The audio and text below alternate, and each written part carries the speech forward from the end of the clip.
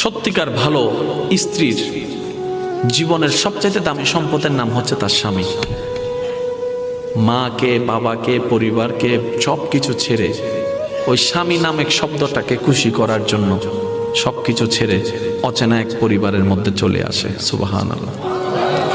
আসে তো আসে, খুব অবাক লাগে, এবার মানাইও নেই, একদম ম্যাচিং হয়ে যায়। যেখানে যাই সেই রকম একটা মেন্টালিটি আল্লাহ পাক তাদেরকে দান করেছেন ম্যাচিং হয়ে যাওয়ার জন্য।